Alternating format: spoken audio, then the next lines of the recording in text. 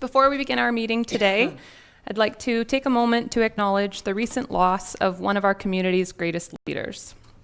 The longest-serving mayor of Port Alberni, first female freedom of the city, incredibly hardworking MLA, and so much more, Jillian Trumper was an inspiration to many and a strong leader at a time when our community needed direction. Much of the successes we see in our community today can be attributed in part to Jillian's hard work and persistence as our mayor and in her time as MLA.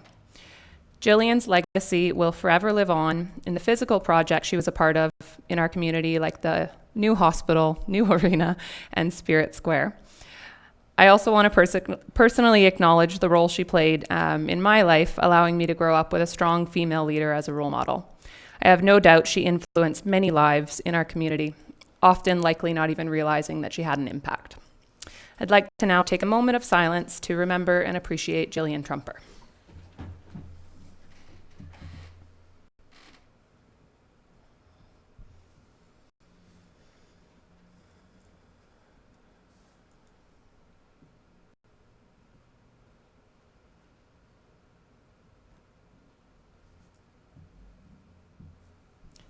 Thank you.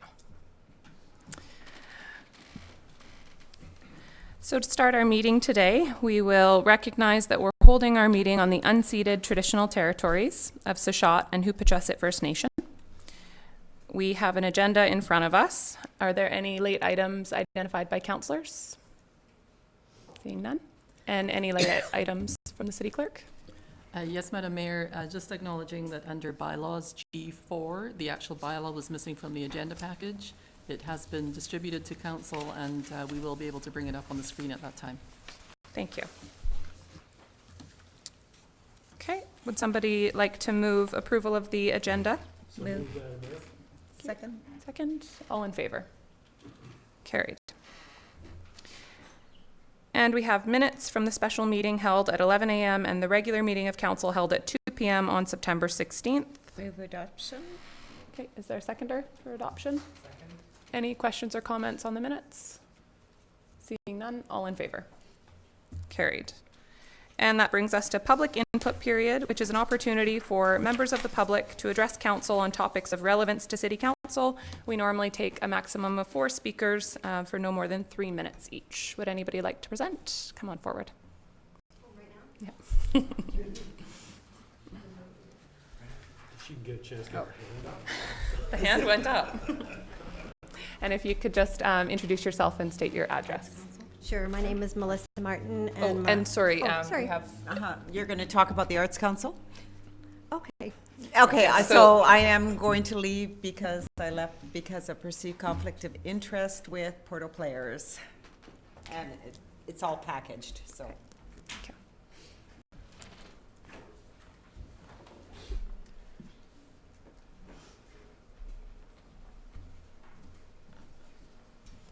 Thank you. Go ahead.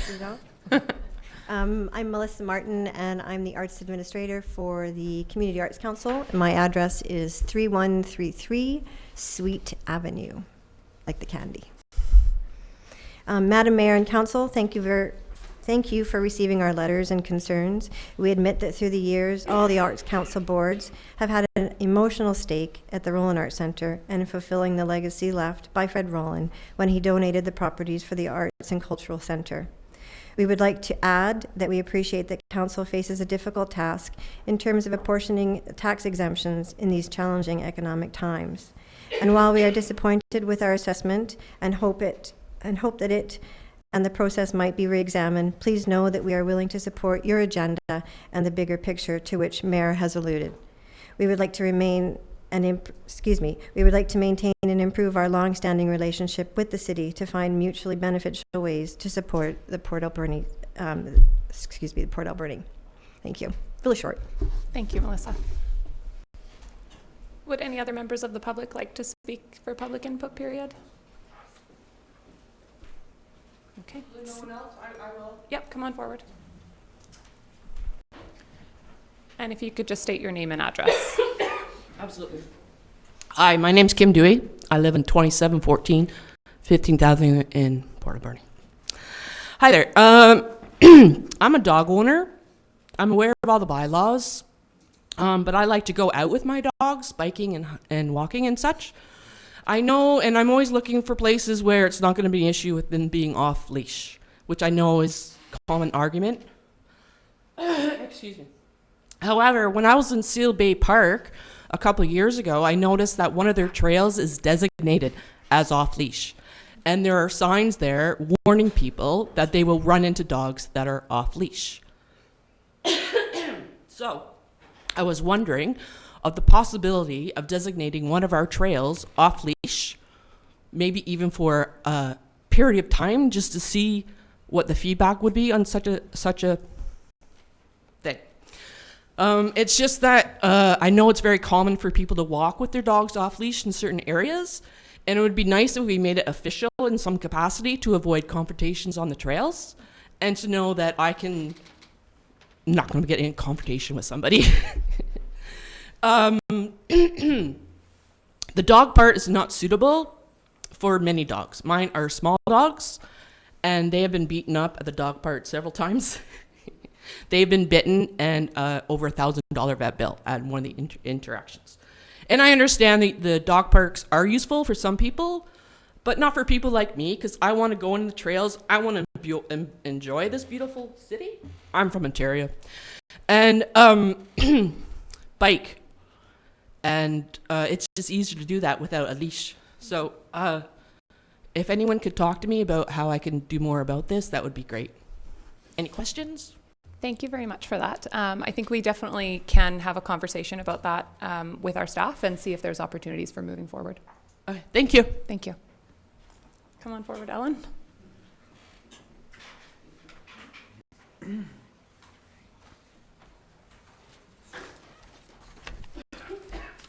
Hi, I'm Ellen Fruit, and I live at 3580 Veldham Road. I'd like to speak in support of this last person with reference to the dogs, and in particular, I'd like to address the dog park because it is not suitable for all animals. There is a lack of regulations, rules and regulations on how things operate and how it's monitored. And I have had to stop taking my dog to the dog park for the same reason that she has been attacked by other dogs and bitten. Fortunately, I didn't have to pay $1,000. So I'm just in support of the request. But I would like to further add that I think it's really important that rather than sort of an ad hoc kind of group of people who seem to run it from a little circle of chairs as they don't watch their dogs, sorry folks if you're watching me, that the city needs to perhaps work with a group of some sort to create what would be a responsible dog park that would be good for everybody. That's great. Thank you for that suggestion. Okay, we have room for one more speaker if anyone has anything to talk about. Okay, seeing none. Okay, moving on to delegations. Our first delegation today is the introduction of our new Deputy City Clerk.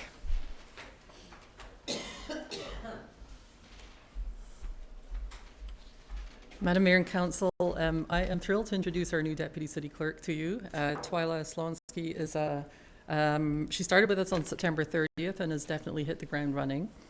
She's a longtime resident of Vancouver Island and comes to us with more than 25 years of experience working for local government.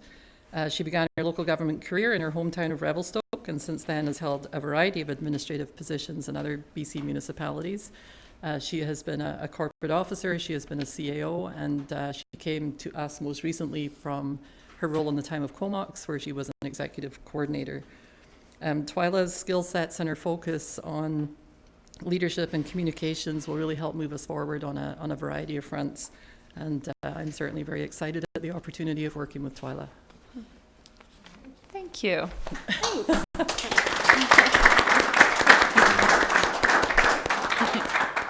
I'm happy to answer any questions if you have any at this point, other than to let you know that I'm very happy to be here and I look forward to working with you and being here in the city at some point. I don't live here right now, but it's something that my husband and I are looking at. So That's great. thank Yes, on behalf of council, we'd like to welcome you. It's been great having the opportunity to work with you and get to know with you over the last couple of weeks, and we are just really excited to have you in the community. you. Thank you. Would anyone like to add anything? Councillor Haggard? I'm so happy that we were able to steal an employee from Comox. I was going to say that. It's nice to steal one from there every once in a while. Excellent. Yes, I've heard a few have transitioned that direction. So yes, thank you. Thank you very much. Okay, and our next delegation is the Community Action Team. Come on forward, Mark. Alrighty, great. Thanks for having us, Mayor and Council, and to speak on behalf of the Community Action Team, Port Alberni. My name is Mark Lacroix, and I'm the coordinator. I'd like to send regrets from co-chair Deb Hamilton, Executive Director of ADAPS, and our new co-chair, Bronwyn Dinsmore, Health Outreach Worker, who couldn't be here today. I'd like to thank Councillor Helen Poon for continued representation from City Council at our regular scheduled meetings and our ongoing events, as well as thank the City for all of their work with our group over the last year. As many of you know, I spoke in January of 2019, and I was asked to return with an update of sort of some of the new numbers from the opioid crisis and how it pertains to Port Alberni, but also some of the work that we have going forward, and to ask continued representation and support. So we'll get right into it. So I'll go over a review of who we are as a group for those that weren't able to see the last council meeting, as well as a quick look at the refreshed numbers, priorities of our group for the upcoming year with a stigma campaign, some of our successes, some of our struggles, and then we'll welcome some feedback and questions at the end. So our group, the context of our work is in line with the federal government's Canadian Drug and Substance Use Strategy that was released in 2016. And what that is essentially a 4-pillar approach for organizing our efforts to respond to this public health emergency. And the way that we organize that is by not focusing on one area without the other, and recognizing that all of these pillars are essential for an organized approach to this crisis if we're going to have any positive results in moving this thing along. So we recognize that prevention is essential to try to stop this before it even becomes a situation for most individuals. We're recognizing that treatment plays a huge part in this, as well as harm reduction and enforcement. And we're happy to recognize that we have subject matter experts from Port Alberni in all of these areas that work as part of our team. As many of you know, in 2016, our provincial health officer declared a public health emergency due to the unprecedented number of opioid poisonings and overdose deaths. And this was occurring across the province, and it wasn't sort of particular to any one area. In 2017, Minister of Mental Health and Addiction, Judy Darcy, escalated that response. So to try to get even more buy-in from support in this. So the Community Action Team is accountable to the Minister of Mental Health and Addiction, and this is where we align our work and our efforts. In particular, the Overdose Emergency Response Center is the provincial sort of division for organizing efforts at a provincial level to respond to the opioid crisis.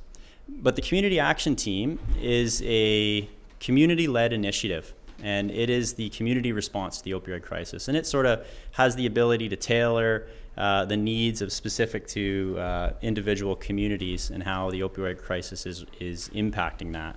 So our group, like I said, is the community-led initiative, and it includes community members, people with lived experience, and peer representatives from drug-using communities and groups, and they help guide our work.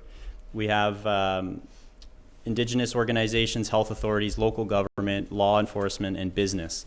So as you can imagine, this is a pretty broad group, and we all sit at the same table. And we define our group's number one goal as the effort is trying to decrease the number of opioid overdose deaths and opioid overdose poisonings in the community. So a quick look at the numbers and where we're at to date. And these were taken from our public health officer, Dr. Paul Hasselbeck. Overdose fatalities from the 1st of January 2016 to the end of June are 30. That's 8 fatalities in the last 12 months, and this is for the entire Alberni Valley. It's a 4-to-1 male to female ratio, that for every 4 males, there's 1 female overdose death. There's a broad age range with a bit of a skew to 40 plus. Less than 5% are under the age of 20, and 40% average are aged 20 to 29. And in that 20-year-old cohort, there's almost no difference between the sexes. 90% of these overdose deaths are occurring in private residences, and greater than 90% of those overdose deaths had fentanyl detected in them.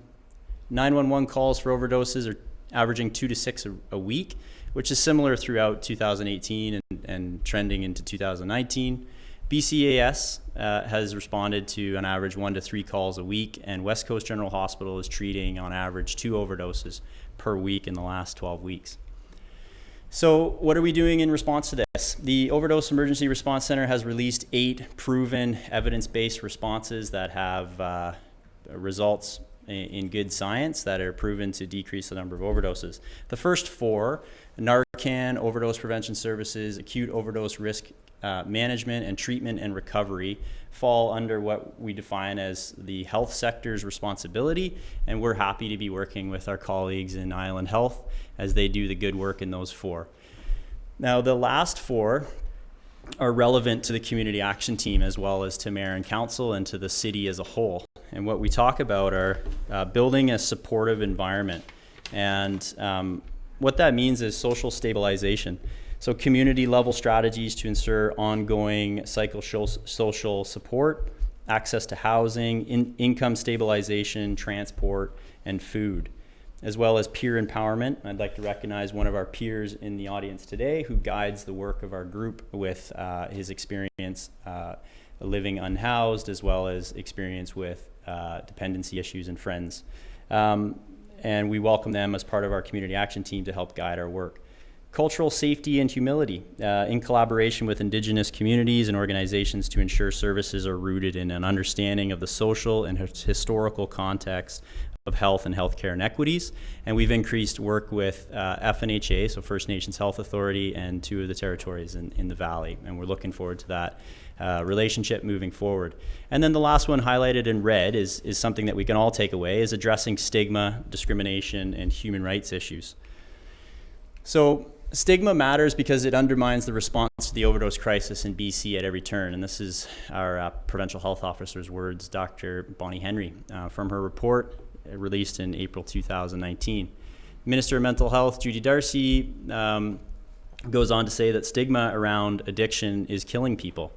Addiction is often a response to pain or trauma, and stigma drives our loved ones to act and live in dark silence.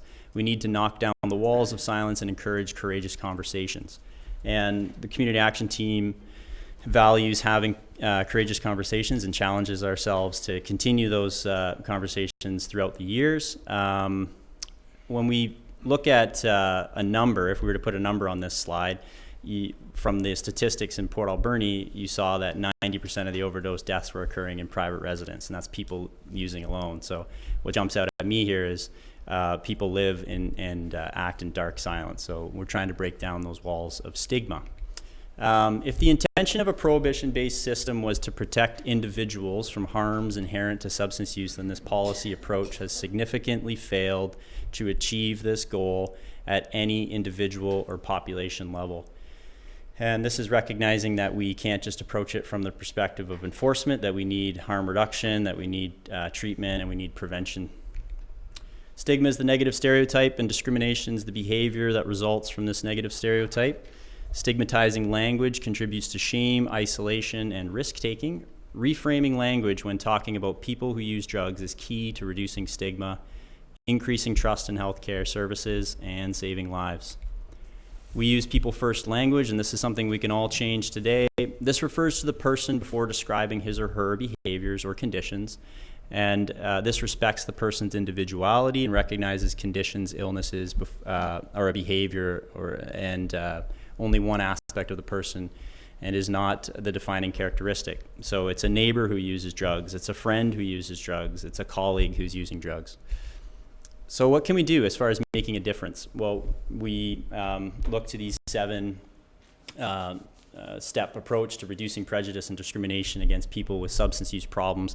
Number 1, know the facts, not the myths. Number 2, be aware of your attitudes and behavior, choose your words carefully, educate others, focus on the positive, support people, and include everyone. So let's look at some of the successes we've had so far in the Alberni Valley. We've increased prevention work in the Alberni Valley with ADSS Youth Harm Reduction Roundtable and an ongoing HOWL Week that's been greatly represented. We've increased treatment programs in ACRD, 144% increase in people on OAT or opioid agonist therapy. This is one of the higher increases for island communities. We have increased peer representation and engagement, so we're benefiting from peer-led feedback, and we're hoping to have ongoing leadership training for those efforts as well, and increased overdose prevention services across the city. Some of the struggles, Indigenous population is overrepresented in this provincial health emergency. People using drugs alone and in private residence, and the majority of the statistics are 4-to-1 male to female over the ages of 40. So that's where we're going to focus our attention this year. We can start with addressing the facts, and next week we have a public information session, so this was good timing to get the word out there for everybody. Keynote speaker will be our public health officer, Dr. Hasselbeck, and then we'll welcome experts from the 4 pillars. So someone to speak on behalf of what prevention looks like in Port Alberni today, what treatment looks like, and what harm reduction strategies we're taking, and as well as what we'll hear from enforcement.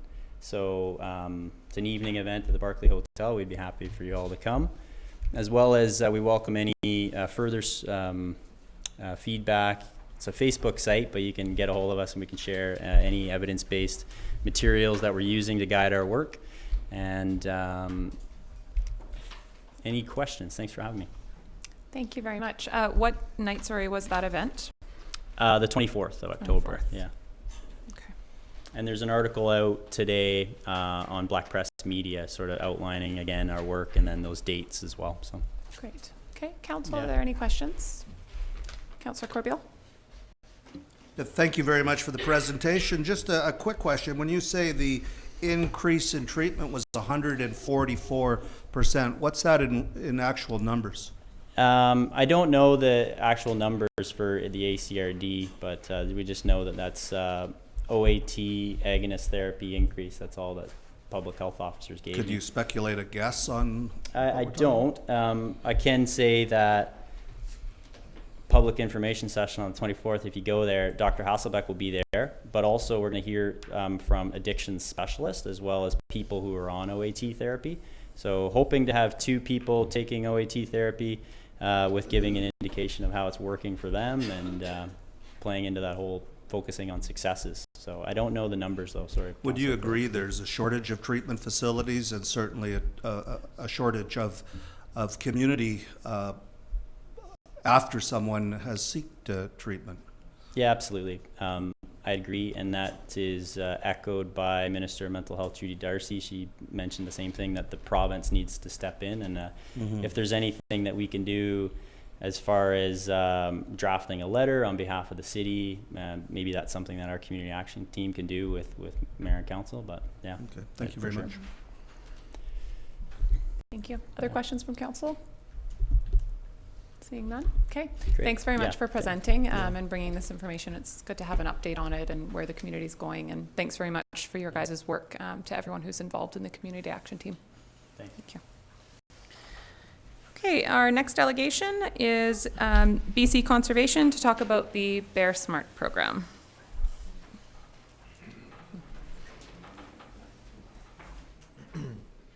Thanks very much, Mayor, Council. I really appreciate the opportunity to come here today. Mike Badry, I'm the Wildlife Conflicts Manager with the Conservation Officer Service out of Victoria. It's a provincial coordinator for the Bear Smart Community Program, and here with CO Eichstetter to talk about Port Alberni and what they've accomplished.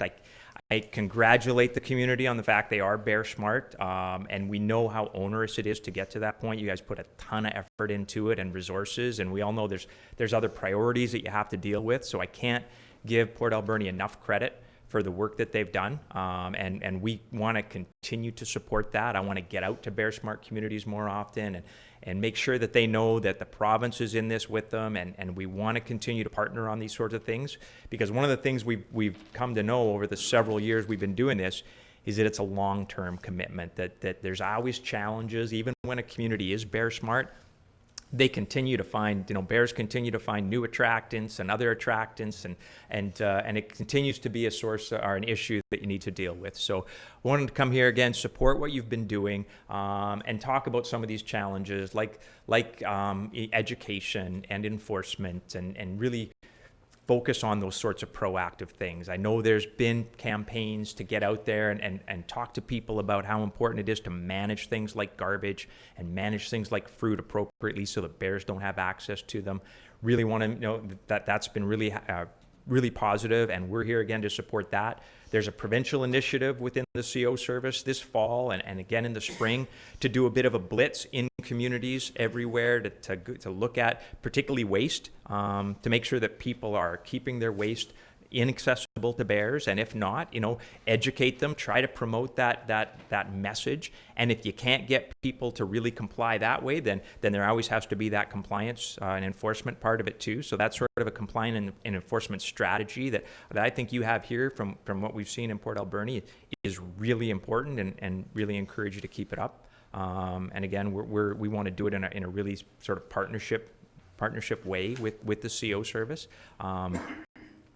Challenges like fruit. I know when we did the initial assessment of Port Alberni, and again when we did your 5-year review last year, fruit continues to be an issue here. We knew it was. Every community's got its challenges, and that's one for Port Alberni. But the outreach and some of the options you've got around gleaning and maybe some other things around utilizing the fruit, really positive, and it sounds like people are getting the message that it is an attractant and it's something that needs to be managed responsibly.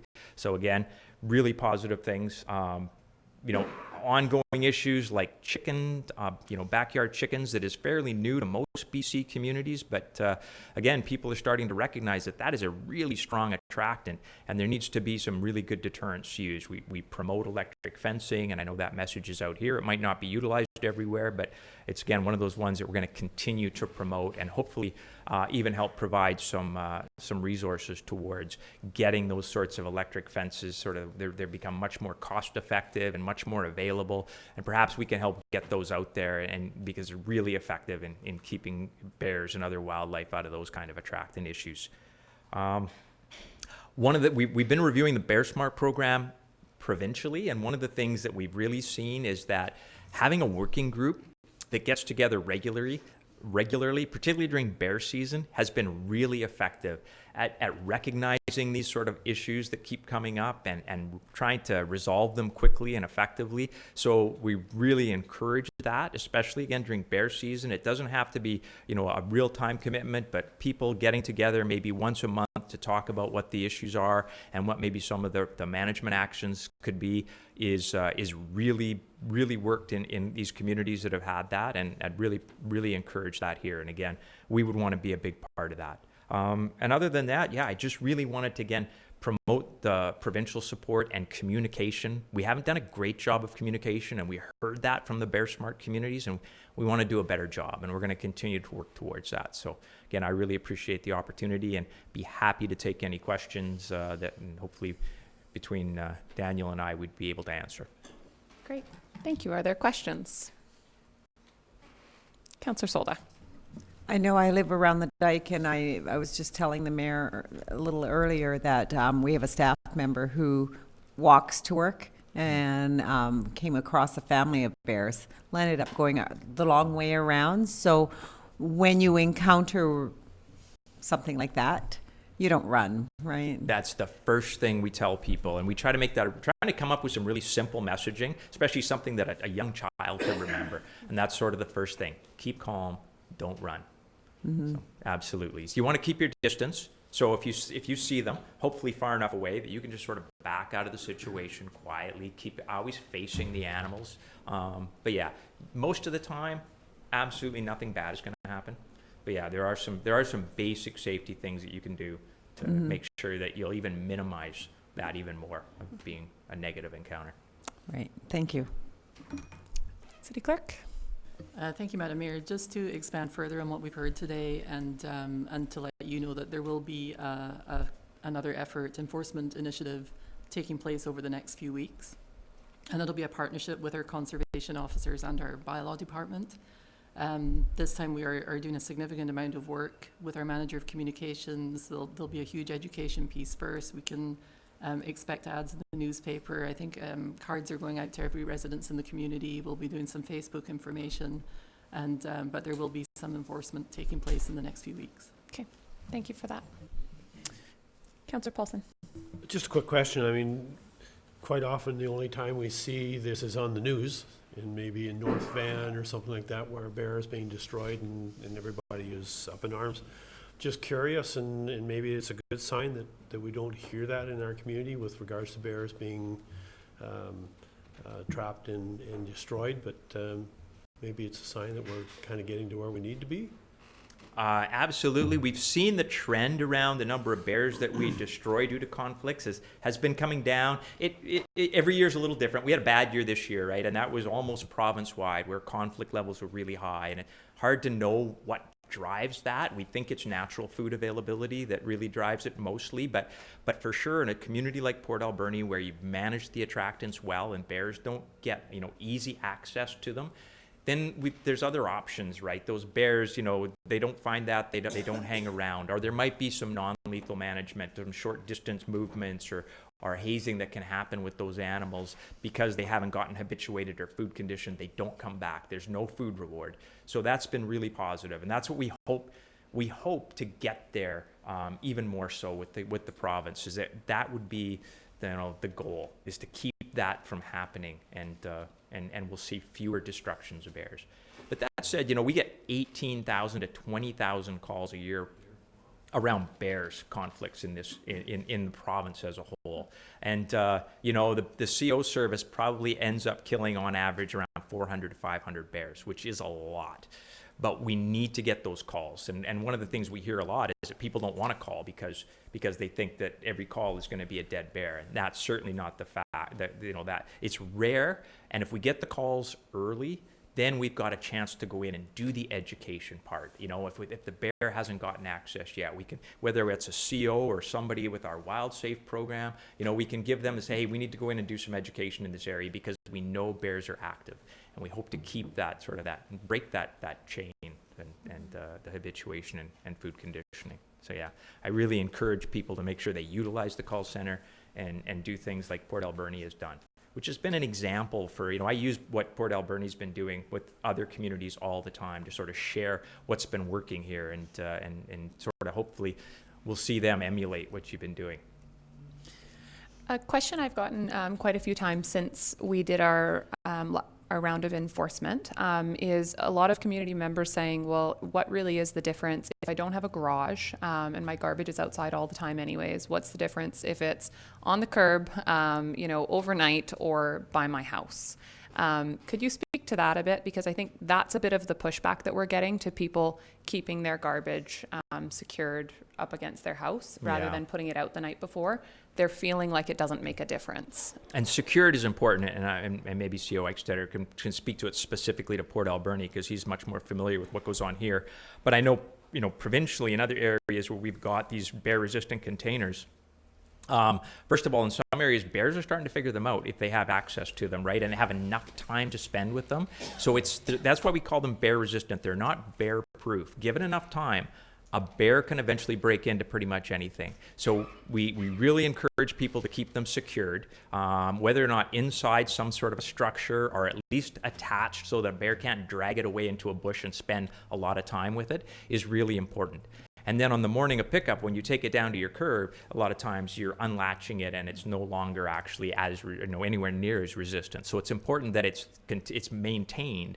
People understand how to utilize those bear-resistant containers so that, again, bears aren't figuring them out. Does that answer your question? I think so. Thank you. Okay. Any other comments? Seeing none? Okay. Thanks very much for taking the time to come here today. We appreciate it. Thank you. I appreciate it. Thanks. Okay, and our final delegation today is the Black Sheep Rugby Club. Madam Mayor, I have to excuse myself for this one too.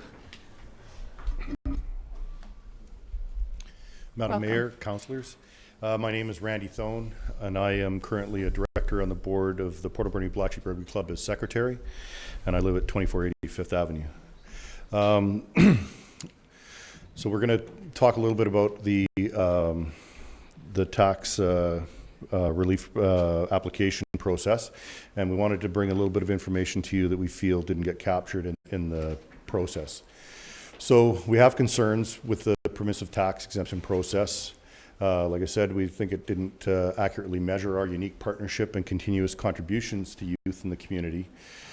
Changes to the process overlooked our contribution to past, present, and future infrastructure development provided to the city. The process failed to capture our overwhelming commitment and support to youth rugby programs in the Alberni Valley, but saying that, we don't believe it's the intent of council to financially cripple us. The new application process was unable to capture all of the information required to make an accurate assessment, and our goal here today is to highlight these areas. So a little bit of the history of us. We began in 1979. We're a registered society with the province of British Columbia, and our purposes are listed there. First and foremost, to promote and develop the game of rugby in the Alberni Valley. Second, to establish and maintain facilities for player and members of the club, and to not own, manage, or operate a social club. In our history, we've run youth programs from the under 14 age all the way up to under 19 age, depending on numbers and where our age groups are at each year. We've, from time to time, had adult ladies programs, and we've certainly run an adult men's program continuously in either Division 1, 2, or 3 on Vancouver Island. We're 100% volunteer based, and we have no paid staff. In 1996, we partnered with the city of Port Alberni and came to an agreement where we would pay to develop the partially developed field, commonly referred to as Ejidun Park, and in return would purchase the lot adjacent to the developed field for the purposes of developing a clubhouse facility. In that agreement, the Black Sheep agreed to develop an elite sand-based field, incur all expenses in that development. Current value on that field would be about $900,000 to replace. And the city agreed to assist in developing the playing field, connect both the drainage and irrigation systems, fertilizing and seeding the field. The Black Sheep would be considered the primary user but not exclusive, and the city would provide regular field maintenance. Our motivation for this was that our conditions that we were playing under were not ideal. We were playing at the high school, getting changed at the Wallace Fields, and practicing at Russell. The field wasn't ideal size, and so in the interest of player safety, we made it a goal to do this. In the end, we've developed and funded a top facility for rugby with minimal cost to the city, other than the field maintenance, which is part of the original agreement. Since that time, we've added field lighting to the field so that we could move away from practicing at Russell Field, and all of our rugby takes place up at our facilities on Argyle Street or else at the schools. We're always continuing to look to improve those facilities. So the multiple layers of the Black Sheep, our cycle for success for rugby in the Alberni Valley consists of our adult rugby program, which started the whole thing. Our adult players volunteer their time to go into the schools and introduce our youth to school rugby. And from that school rugby program that happens every spring, we draw our youth club rugby that plays in the next fall. And then from our youth rugby program, as those youth grow up to be adults, we hopefully get a few of them to stay in town and play adult rugby with us. This is what our numbers looked like this last year, with a total of 304 people playing rugby, and you can see that over 90% were youth. The columns highlighted in red, which are a little bit hard to see the numbers exactly. Elementary school program, ADSS boys, girls, and then finally our youth program. Pretty clear that youth is the major part of our club. If we look at the pies here, our elementary school program, we put 459 hours into this program, which the majority being coaching, and then the other being games, tournaments, both here and away from town. Same thing with the ADSS girls program, and with the boys, coaching and playing time take up the majority of it. And if you look at the discrepancy between the numbers on the high school boys program and the girls program, there's a few reasons for that. One is the girls program have a couple long-term staff members that have been embedded in that program at the high school, so they're not needing as much support. The boys program hasn't always had staff at the school embedded in it. And there's also 2 teams, a junior and a senior team. So more players, more need for assistance. If we break those donated hours for school rugby, this slide is a little easier to see. We put 36% of our time into the elementary school program, the high school girls and boys, for a grand total of just shy of 1,300 hours. And I'd like to clarify those numbers to make sure that everybody understands that we're not taking credit for any school district employee time in those numbers. That's strictly our members doing that work. So if we look at the volunteers that make this youth program work, our present player base provided 37% of our time this year. Our past men's players provided 48%. Past female players provided 11% of that time, and 4% of that came in the form of physio, trainers, first aid, etc. Again, the slide might be a little hard to see, but if we continue thinking about that cycle chart that we showed you at the beginning of this, our player origins come, right now 70% of our players are coming through our youth program. 11% start as adults and they're local here. 3% come from outside Port Alberni, so the Parksville, Qualicum area. And other players, just to clarify that, we end up, there's a tradition in rugby that when you're traveling around the world, you pack your rugby boots along, and wherever you end up, if there's a team, they more than likely will find a spot in the field for you. And so we've had players from the UK, Australia, New Zealand, Fiji, the Cook Islands, South Africa, and a number of our players in their time have taken the opportunity to travel, including, I think, Tim Ply, our CEO, at one point, I can't remember, was it New Zealand or Australia? So we've had, it's a great tradition. It's a great way to mix. If we look at the our association with youth sports in the community, like I said, we run our introduction to rugby in the PE classes at the elementary schools. We've had a long-standing partnership with School District 70 on that. We organize and fund a coaching program for the teachers called the Rugby Ready program, and we provide player development clinics at no cost to the athletes. And you can read the rest.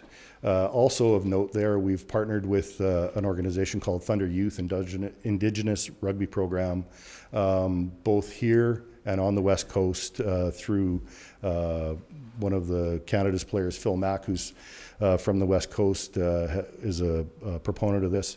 And so we've run clinics with them both here and on the West Coast. When we look at our layers at the high school level, we provide or assist in coaching. Probably the most important one on that, in those bullet points, is the refereeing. It's our referees that we're providing to these programs are trained and registered, and it's important to keep the game safe with qualified officials. And then probably the other two highlights there would be the use of our bus and clubhouse facilities at no cost to anybody other than the black sheep. So one of the things that I kind of skipped past in the slide about the elementary school programs is we do receive, our volunteers receive a stipend from the school district for that work. All of our volunteers to date have returned that money to the club, and we put it into what we call our high performance program. And so in the high performance program, whether the players are representing at regional, provincial, or national levels, it's always a pay to play atmosphere. And so what that means is either mom and dad are writing a check or somebody's writing a check. And so that's where that money goes. Any player that's come through our program that is selected for any of those levels, the Black Sheep have always supported them from that money. And then as well, we pass the hat amongst the old boys to make sure that there's a little extra sock money there. Probably of note, the latest graduate of that level of play is Luke Bradley, who came from Port Alberni here and played with the national men's sevens team a couple of years ago in San Francisco at the World Cup of Rugby Sevens. So if we look at the Black Sheep in a different light for a second, we are a service club as well. We've participated in all the BC games that have been hosted here. As you can see on the list, we annually help with the Canada Day Parade, and we also are part of the Alberni Valley Emergency Response Plan as an area of refuge. We do have a caretaker at our club, and this role was suggested to us at the time of construction by the City of Port Alberni based on the city's park caretaker model. No rent is charged, and that caretaker provides facility and park security and provides building and exterior cleaning. Some highlighted events that have happened over the time were a pallet fire party happening at the back of the Gymnastics Academy. Also extinguished a fire under our clubhouse deck while the building was under construction. And of course, numerous events of vandalism on the pitch itself. So in closing, our mandate is to grow the sport of rugby and provide rugby facilities in the Alberni Valley. And our club makes a great contribution to this in the community. By owning and maintaining our own facilities, we reduce the financial commitment required by the city, unlike many other sports. This current permissive tax exemption assessment will financially burden the black sheep, and it will affect our ability to provide rugby programs for little or no cost to youth in the future. Now it's in red and it doesn't show up very well there, but that means that we're going from $0 last year to over $11,000 in taxes this year. So after seeing this information, we're hoping that the city is now aware of our strong involvement with youth in the community. And like many other sports organizations, we are a public athletic organization, and it's clear that the assessment missed capturing some of this vital youth information. Without reassessment and our current financial position, the Black Sheep Rugby Club will no longer be sustainable. In closing, we ask Council to reconsider the current bylaw and generously grant us 100% permissive tax exemption. Thank you for your time, and I'm happy to answer any questions. Thank you. Are there questions from council? Councillor Haggard. Thank you, Madam Mayor. Is this the time to ask for alternatives on reassessment, or should we wait till we get to the bylaw part? I think you can ask questions definitely about this now. Maybe clarify what you're meaning. Okay. What I want to know is, because this information wasn't provided at the time of their application, so it's clear that we need to do a reassessment on their application with the youth factor. So because we're getting close to, we have to pass the bylaw today, as I understand it, in order for everybody to be granted an exemption. So what are our options for reassessment? Can we do it today, or can we give them a grant at a later date if so desired? Like, what are our options? Can we ask the city clerk? For sure. City clerk. Thank you, Madam Mayor. So council, as you know, the bylaw must be adopted by October 31st. If council wants to make any amendments at this time to the bylaws that's been presented, it's been given 3 readings and public notice has been given. You do have the ability to rescind third reading and to make an amendment as you see fit and give third reading again. And then we would bring it back to the October 28th meeting for final adoption. It still gives us adequate time. That would be the process. Thank you. Are there other questions from council? Councillor Corbeil? Well, thanks for that presentation, Randy, and thank you for everything you guys do. I'm curious, is this the first opportunity you've had to sort of clarify your position, i.e. the youth involvement that the club's involved with? Thanks for the question, Councillor Corbeil. Madam Mayor, so to be clear, the process, we're identifying that the process probably didn't have everything it needed to identify or to glean the information. I think we need to put our hand up and take some responsibility in that we didn't clearly understand the process either.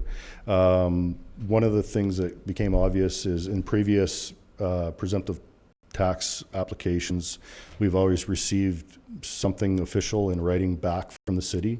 And in this particular case, I'm not aware of us getting that information in a timely manner. And so we reached out to city staff to figure out where we were actually at in this. Not saying that there's anything wrong with that. I'm just we're just trying to identify that there probably is a couple of tweaks that we need to put into the process. Thank you. Other questions? Councillor Paulson. I think I'm just going to reiterate what Councillor Hager mentioned is, and it was something that was going through my mind, is in instances like this, is there a formal appeal process that, you know, a decision has been made, comes from the board, and then an organization, do they have an opportunity to have an official appeal process? And I'm just not quite aware exactly how that would work, but I guess we're talking about rescinding the third reading, and I guess that's as close to an appeal process as we can get. So I think I'm getting it. Yeah, and so I think my challenge with this is I agree fully that what you guys have been, like, we actually talked about this as a council during that meeting, that 12% youth, and I think you guys captured that based on your membership was 12% youth and didn't capture this, was very much not the intent of what that question was. So I think we all felt it was not representative of the amount of your program that is spent on youth, which was very much the intent of that question. So I agree completely that there's a recalculation that needs to be done.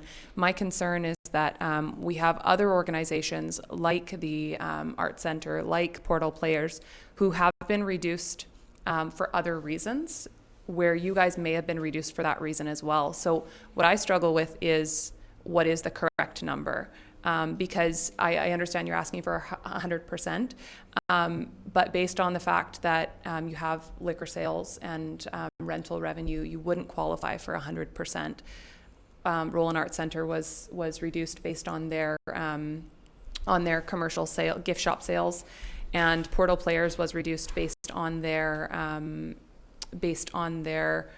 alcohol sales that they had for their event. So I don't think it would be fair of us to give you 100% when they've been reduced for areas where you guys have revenue as well. So what I struggle with is, I don't know what the correct number is, and I don't know how we can get to that number today, unless staff has information for us. Madam Mayor, our Deputy Director of Finance may be able to help somewhat. I don't want to put her on the spot at all, but she has been evaluating the applications and may be able to provide some context that might help.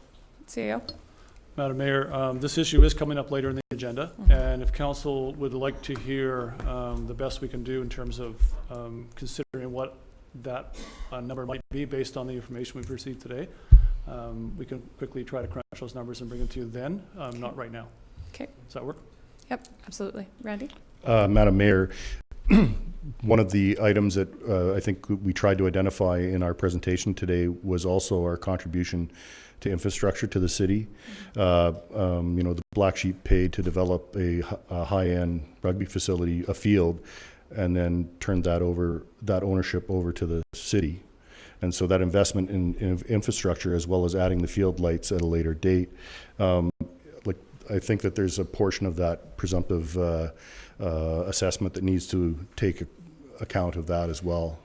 I agree with you on that, but I think as well, being fair across all of the nonprofits, where some have received reduced exemptions and have also contributed in similar matters or in similar ways. So I think our goal here was certainly not to put strain on the nonprofit sector. Our goal was to spread the money that we have for permissive tax exemptions in a way that was even and equitable among different organizations. And we went with what was best practice in other communities, which was reducing for the ability to generate commercial revenues, including alcohol sales, gift shop sales, rental revenues, that type of thing. So it may not be a perfect process, and it might be something that we end up redoing our policy completely again next year.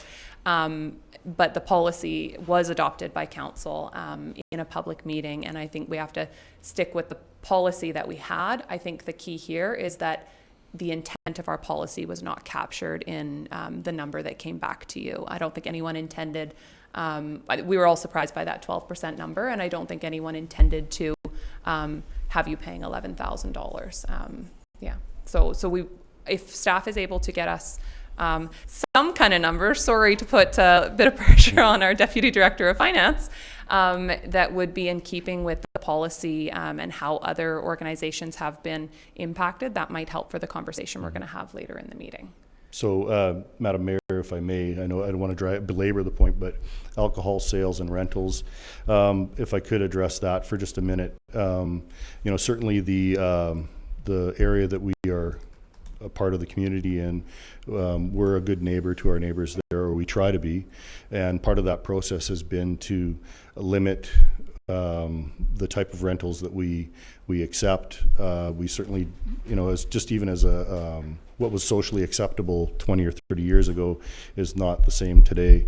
We're not a licensed or like a full-time operating liquor establishment, if you will, and our rentals are few and far between.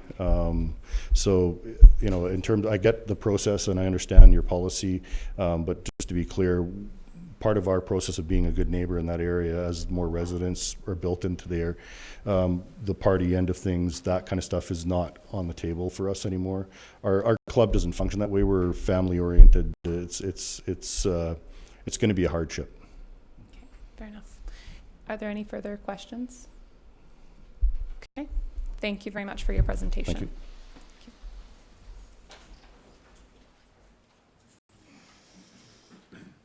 Okay, moving on, we have no unfinished business. Staff reports. Item 1 is accounts. Councillor Washington. Thank you, Madam Mayor.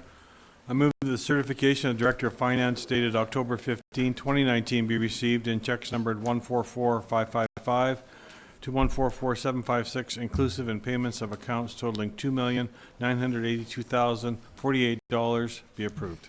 Thank you. Is there a seconder? Second. Any questions or comments? Seeing none, all in favor? Carried. And item 2 from the Director of Finance, Deputy Director of Finance, investment policy revisions. Madam Mayor, while the Deputy Director is coming up to the mic, I'd just like to say there are several reports on this agenda from the Director of Finance, who unfortunately couldn't be here today, so the Deputy has stepped into the breach, and we'll speak to those reports. Okay, thank you. Thank you. So just to summarize, we did do a change to the investment policy.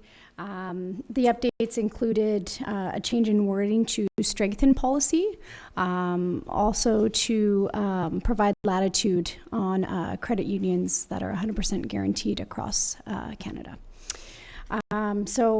Just to quickly summarize, we did strengthen our policy, or mostly our objectives and scope, into looking at principal protection, liquidity, and return on investments, as well as adding a social aspect into the policy as well. Okay, thank you. Council, are there any questions? Okay, seeing none. Councillor Washington, would you like to read that motion? Thank you, Madam Mayor. Move that the report from the Director of Finance dated September 9, 2019 be received and the Council for the City of Port Alberni adopt the revised investment policy as presented. Thank you. Is there a seconder? Second, Madam Mayor. All in favor? Carried. Thank you. And item 3, as well from the Deputy Director of Finance, the award of proposal 019-19 for audit services. Thank you. So I believe this is just the report of the request for proposals went out, and there's a recommendation of moving forward with a new auditor. Were there any questions from council? Councillor Solda. Yeah, I'm just curious to know who MNP is, and local person, because, yeah. MNP stands for Myers Norris Penny. The branch that we're dealing with is out of Nanaimo. They do have locations all across the island, and they did originate in the east coast of Canada and have branched out here. So they are in Port Alberni? They're not in Port Alberni. They're in Nanaimo. The branch we're looking at is in Nanaimo, yes. Okay. Councillor Paulson. I think it's pretty evident here, but just to double check, there were no local bidders? No, we did only receive the 3 applications. Yeah. Okay. Thank you. Any further questions? Councillor Haggard, would you like to read this motion? Thank you.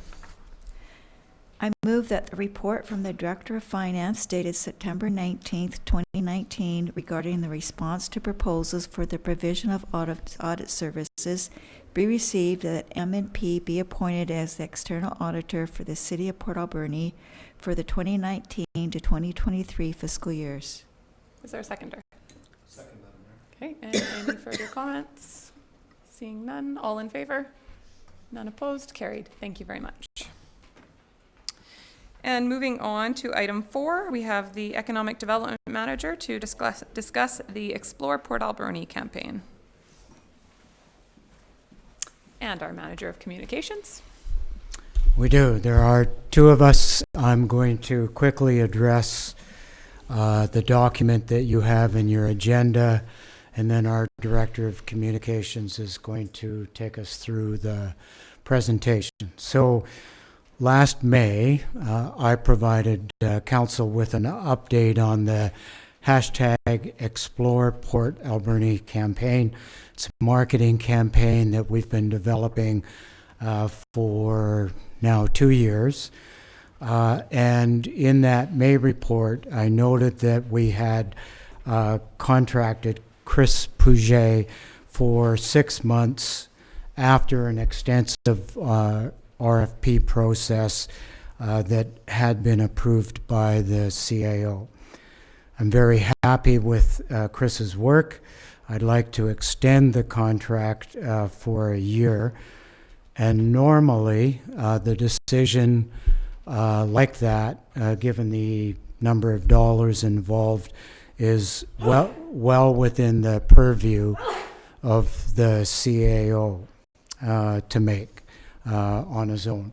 But given that there's a relationship between the contractor and employee, the CAO wanted this request to come to council. So having said that, the Director of Communications will provide a presentation showcasing the metrics, the results of 6 months worth of work, and then we'll both be available to answer questions.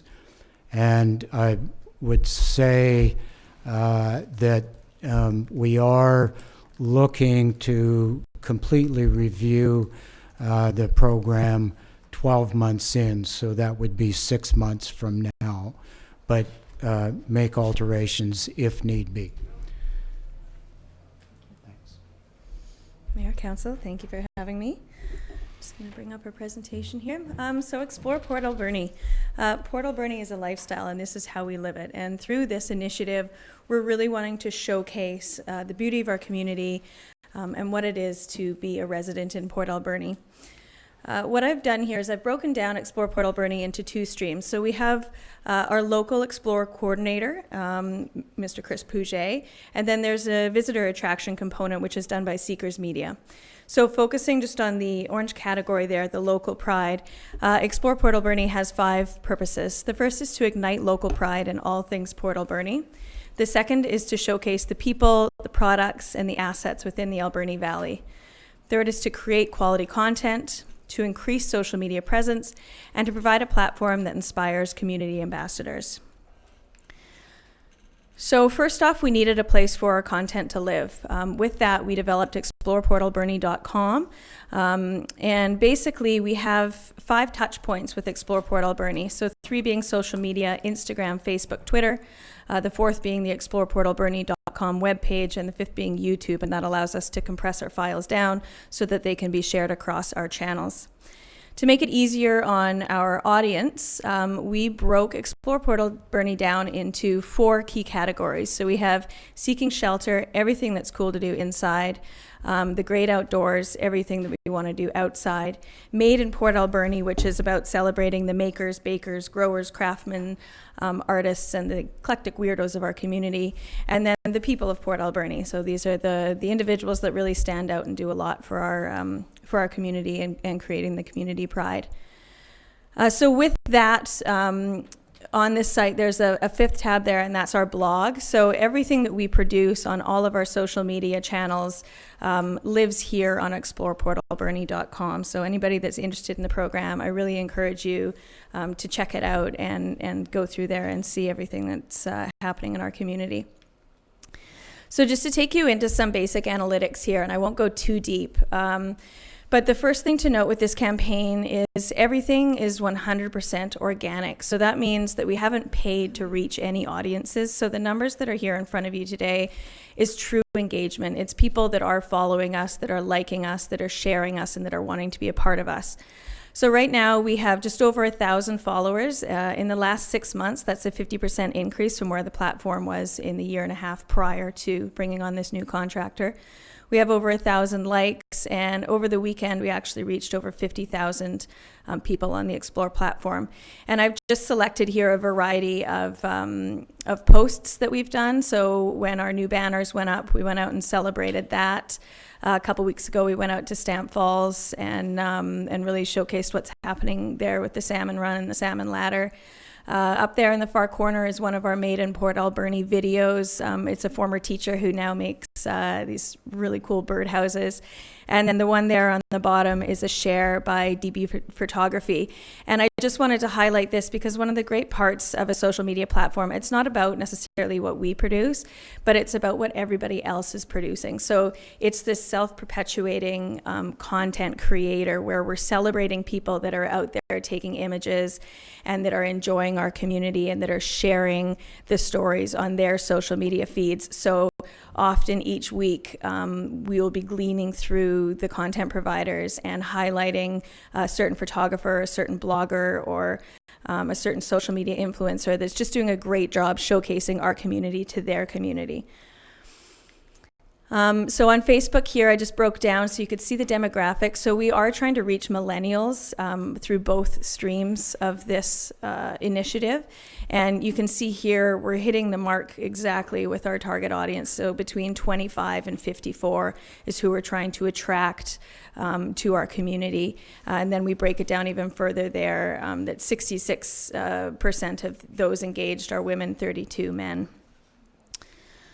So going on to Instagram here. So we have over 1,000 followers on Instagram there and over 5,000 hashtag uses. And for those of you that aren't familiar with what a hashtag is, it's basically creating a catalog. So if somebody in Seattle is like, I heard of Port Alberni through the news, I wonder what they are.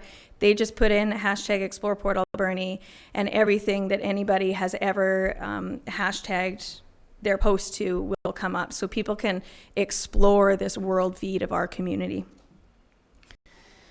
And then again here, just wanting to note with our Instagram followers, so through this local initiative, 100% we're hitting our local audience, and then it goes down, so we also have captured a good size audience in Nanaimo, Victoria, and Vancouver as well. And then below, just reiterating again the age range, the demographic that we're reaching, and then with 69% women and 31% men. So the audience isn't too far off between the two platforms, being Instagram and Facebook. Twitter, I can't get analytics for as easily. It's also not so much a tourism type social media channel. It's a lot of news and politics. So we don't get the same uptake on that platform, but we still pump our information out through it. And then in terms of added value, so there's a lot going on social media. We're getting great followers. We're having good interactions and engagements, but there's added value to this program. The first one being local press kits. So our Explore Port Alberni correspondent is kind of hitting the streets, going around, working with businesses that have a business license within Port Alberni and building press kits for them. So these are high quality images that we hand over to that business. And that way, when they go on social media, they can then promote themselves with these beautiful quality images and with this nice print about who they are, what they represent. The exploreportalberni.com was another added value. We really recognized a need to have a home for all of our information. And then ad design and the image library. So ad design, you'll have seen our visitor's guide. This was an ad placement that Explore Port Alberni did we had purchased the placement, but they loved it so much they made it the cover. So that was this added value for us that we didn't expect. And then as well, we did another piece recently in the latest Valley Vibe magazine for Made in Port Alberni. And it's a really good way for us to start creating a library of solid imagery that represents our community well, that we have the rights to, so we're not having to go out and buy it from a secondary source or license it for a short period of time. They're ours. We share them around with our stakeholders, so everyone essentially is benefiting from the program. So with that, I'll open it up to questions. Thank you very much. Council, are there questions? Councillor Solda. Oh, just a quick question. Do we use the files that the Chamber of Commerce has? There's a disc that they did a few years back. Pat, I think you're familiar with that, and they had some amazing photographs on there. We do. The Chamber, Alberni Valley Tourism, the city are all sharing files back and forth. Okay, so we do use them. Yep. Okay, If it's a thank you. disc, it might be a little outdated. Well, it is a disc because I had a copy of it. It was actually, you had them on a pen. You're dating yourself. And Disc we're files. updating the pen because we have newer videos Yeah. and newer information. Okay, so you are doing that, okay. It's already done and off to the welcome wagon for delivery. So Okay. it's got a nice polish Thank on it. you. Thank you. Councillor Corbeil. Well, I have absolutely no problem with this program. It's excellent, but I'm curious, are there any other agencies, or is the regional district, or is anybody else partaking in the funding of this program? Not in the piece of the program that we're asking for your support for today. However, there is a marketing campaign based around hashtag Explore Port Alberni, which every year, for the last 2 years, has been funded by Destination BC, Alberni Valley Tourism, and then 3 or 4 other agencies or organizations. The Hawaiiat and the electoral area of Bamfield have participated in both years with us, as well as the 5 Acre Shaker. Previous year, the Port Authority and the McLean Mill contributed. Last year, Twin City Brewing contributed, and the new application for that funding is due in November, so we're working on the application there. But we were seeing good results from that, and grateful to have the cost shared among a whole number of agencies, but it wasn't working fast enough for my liking. And I thought we needed to get the local residents on board, proud of who the community is, what it has to offer, and what it's showcasing. So back in May, I made the original decision to bring on Chris as a contractor for 6 months to see if we could up the numbers, and I'm very happy with that. I do have another grant program funded through the Rural Dividend program that I will be looking to, but in the interim, this is coming out of the marketing and advertising budget for in the economic development allocation. Councillor Poon. I just want to say that I'm so glad that this initiative is taking place within the city, and we're not waiting for someone else to promote us. This is a really good effort, and I use the hashtag all the time, and Thank you. I wonder if you're doing some bumper stickers of this, because I would like to have one. There's some pretty cool stuff that we can do. One of the examples that I've tossed around and I'd love to see is some made in Port Alberni onesies. I think So, that'd be adorable.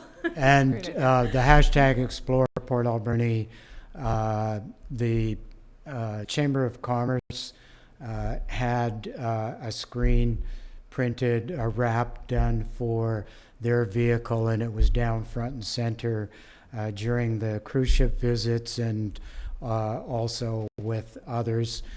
We also had a selfie frame set up down at the quay, and that had the hashtag Explore Port Alberni as well.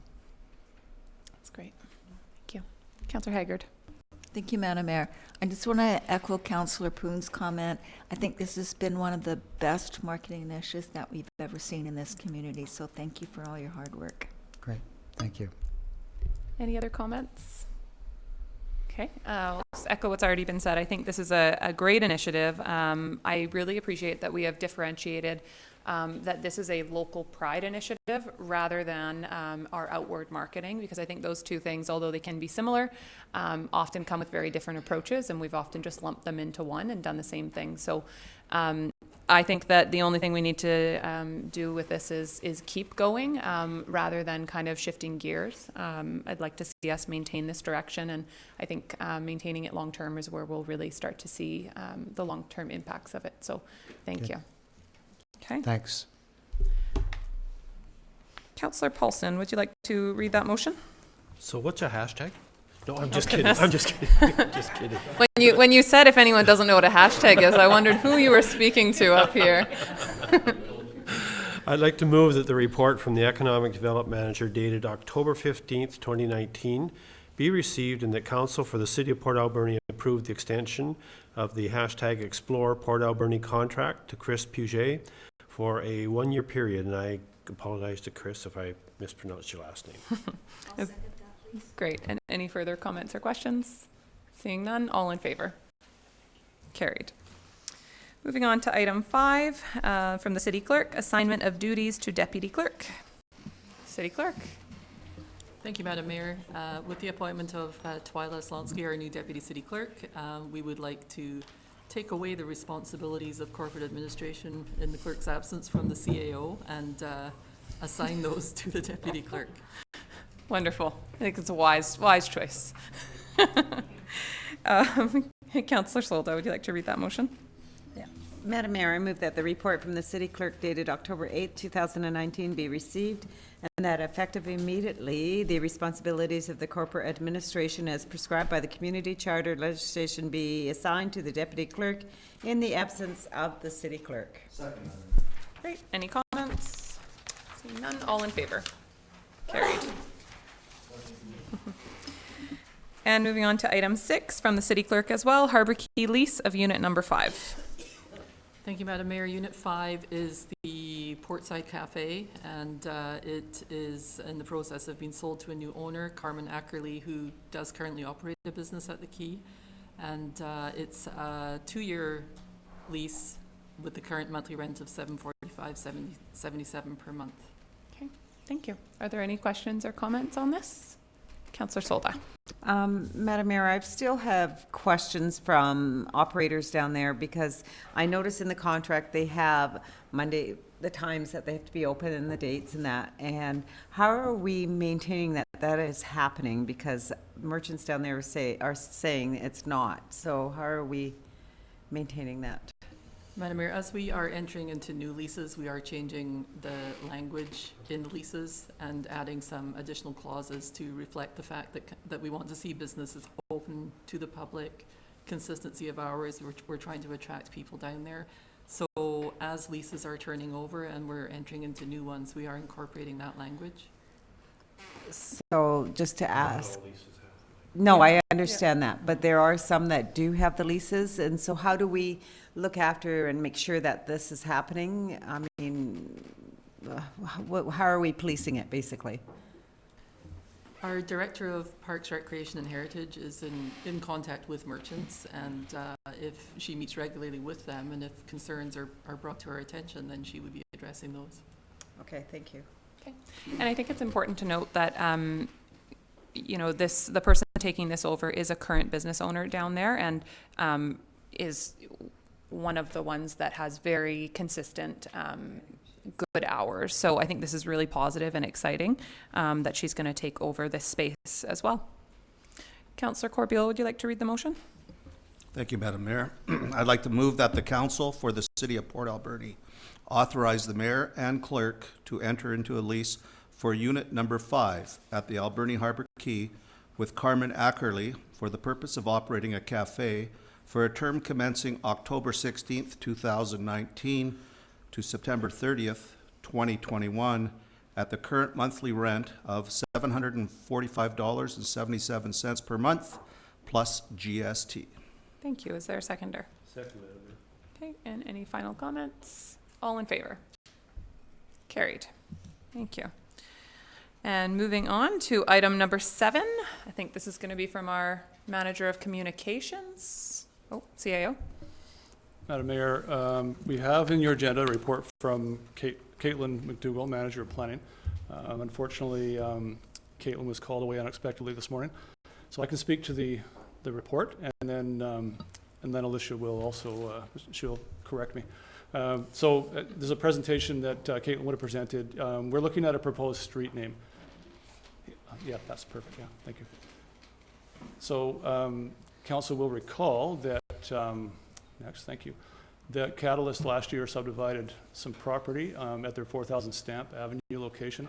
It was subdivided and sold, and that created a new street. What used to be an access road is now a new city street.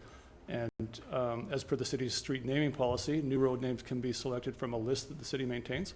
And unfortunately, our list is dated. It was last approved by council in 2006. And that pre-approved street name list essentially has ship names and some significant historical people on the list. Alternatively, an applicant, a developer, can propose an alternate street name and for council's approval. And you've seen that recently in Phase 2, Bird Street, as an example, where council approved names submitted by the developer. So the name Nuptseek Cuppus has been proposed by the Sand Group, who purchased the subdivided land, supported by Catalyst as well. Nuptseek Cuppus is known colloquially as Lupsi-Cupsi. That's an anglicization of that name. It has significant historical significance. It's a name of a former village site located very close to that location, and it translates. The name translates to one tree on the beach. Also of import is that the city's reconciliation committee recently recommended that the city seek to correctly name streets and local places with correct Indigenous names. So that's something that we shouldn't lose track of. There's a map showing, if you can orient yourself, the horizontal at the top of the screen is Roger Street, and then it does a curve onto Stamp Avenue, and the land inside of that corner, you'll see a horizontal straight line across it. That is the new street location, and the land north of that line is the land that was subdivided.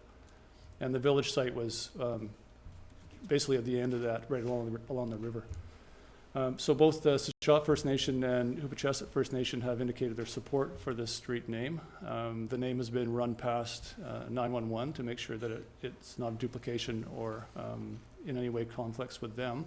The planning department supports the street name, and the planning department further asked that council give direction to revise the approved street, the list of approved streets, so that council can in the future consider different names, and that we include First Nation words and names on that list. And so our Manager of Communications, Alicia, is going to help us learn the proper pronunciation of this name. Yeah. Thank you, Tim. So I think one of the best ways that we can really respect local First Nations here is to learn the word and not go through the anglicized pronunciation of it. So this is our street sign. hopefully once approved. And I'd like, if I could, just ask council and the audience too, because we all might use this word in this future, to go through the phonetic words here, and we'll get it together. So it's noopt, seek, cuppus. So let's try it all together. 1, 2, 3. Noopt, seek, cuppus. I like it. Let's do it one more time. Noopt, seek, cuppus. That's perfect. Thank you to the audience for that too. Everyone did very well there. We actually did really good. So I'm going to as well do a little education campaign on this through our social media channels, put together a video just to help our residents learn the word as well, because once this becomes bolted onto one of our street signs, I think that we should all be able to say it and give thanks to our First Nations for the work that we do on their land. Thank you very much. I also want to just recognize our CAO and other people who have worked really closely with Sashot and Hoopachesit, not just to choose a name, but to make sure that we were pronouncing it and spelling it in a way that was respectful of both nations. So I think we've gone about this in the right way, and I'm really proud of where we've come to. Councillor Poon, would you like to read those motions? Thank you. I'll move that Council for City of Port Alberni approves the street name of Nupsik Way for the Catalyst Mill Site subdivision. Great. Is there a seconder? Okay. And any questions or comments? All in favor? Carried. And if you want to continue. I'll move that City Council direct staff to work with Sashot First Nation and Hoopachesit First Nation to revise the list of approved street names in order to include options that are First Nations words and names. Second, Madam Mayor. And any comments? All in favor? Carried. Thank you.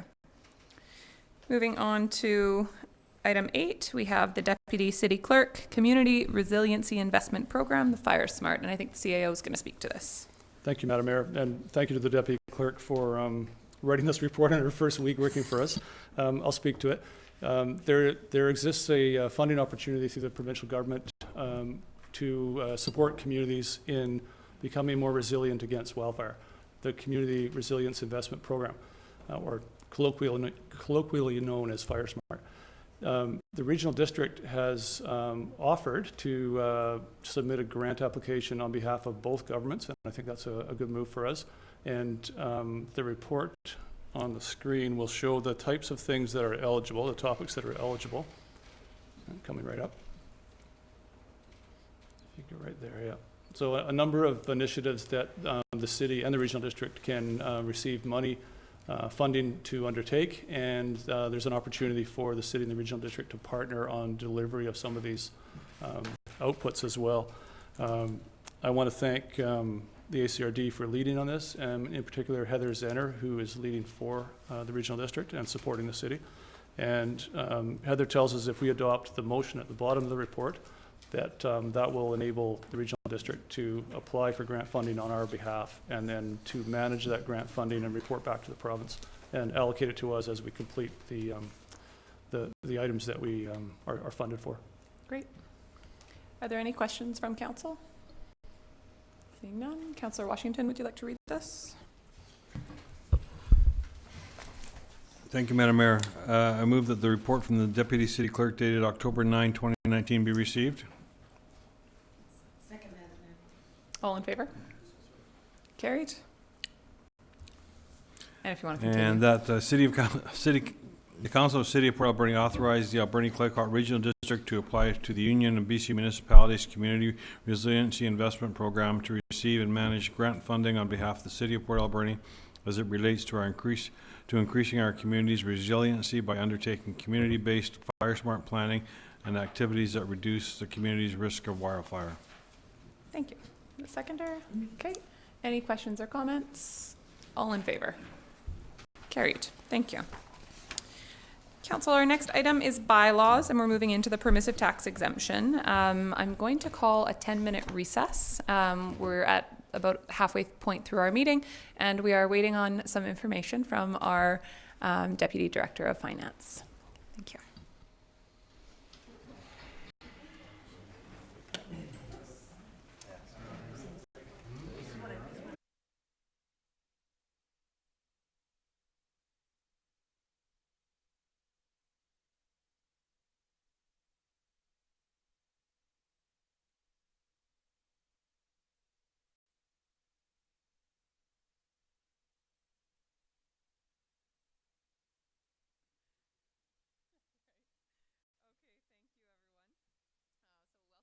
to our meeting of council. So we're going into bylaws. Item 1 is the permissive tax exemption correspondence. And I am Councillor Solda. going to excuse myself again. Okay, thank you. We have new information from our Deputy Director of Finance. So the first thing that we will do is ask council if council is okay with receiving new information, and if so, if someone could make a motion for that. So moved, Madam Mayor. Second, Madam Mayor. Okay, any comments? All in favor? Carried. Okay. Do you want to receive those 2 letters first? Guess we could. Okay, we have 2 letters here as well. A letter dated October 2nd, 2019 from P. Turner, and a letter dated October 4th, 2019 from the Community Arts Council. Councillor Paulson, would you like to make that motion to receive? Yeah, I can read. That the letters dated October 4th, 2019 from the Community Arts Council and October 2nd, 2019 from community member Pam Turner expressing concerns relating to permissive tax exemptions be received. Second, Madam Mayor. Okay, and all in favor? Carried. Thank you. Okay, City Clerk. Madam Mayor, so my understanding is you want to see the additional information from the Deputy Director? Mm-hmm. Okay, and presumably she'll come to address that as well? It's in common. I already saved it. Did you? Okay. Yeah.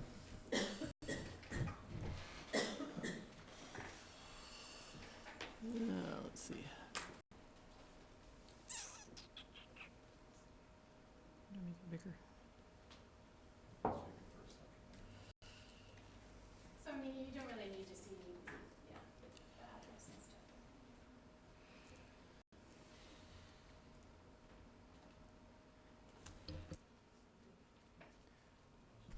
Okay, so could we speak to maybe how this was calculated now? Just to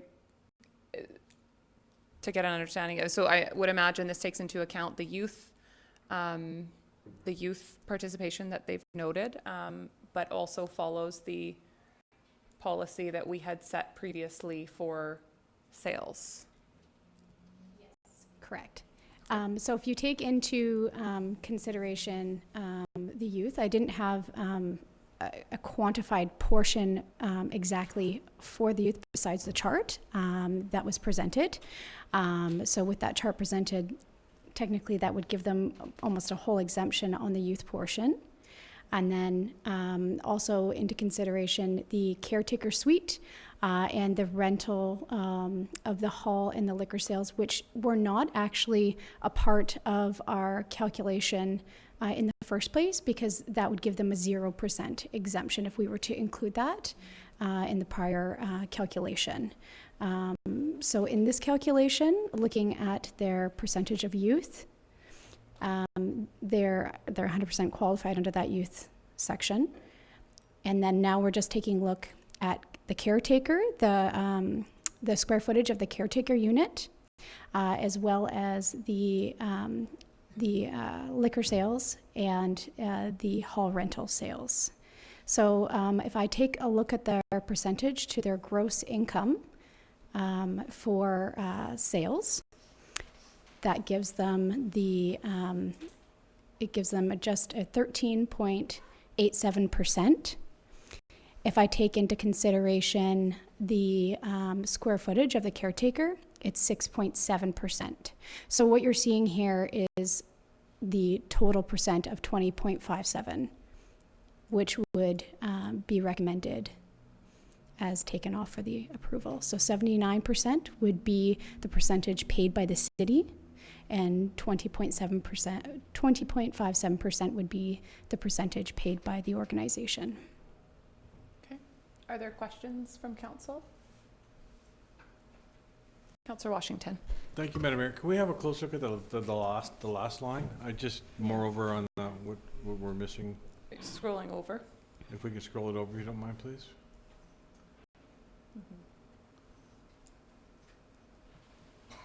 So that last line where it's in excess of 2,000, that is the bar sales and the hall rental.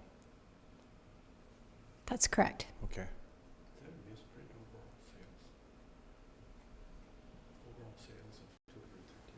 Councillor Paulson? Oh, sorry.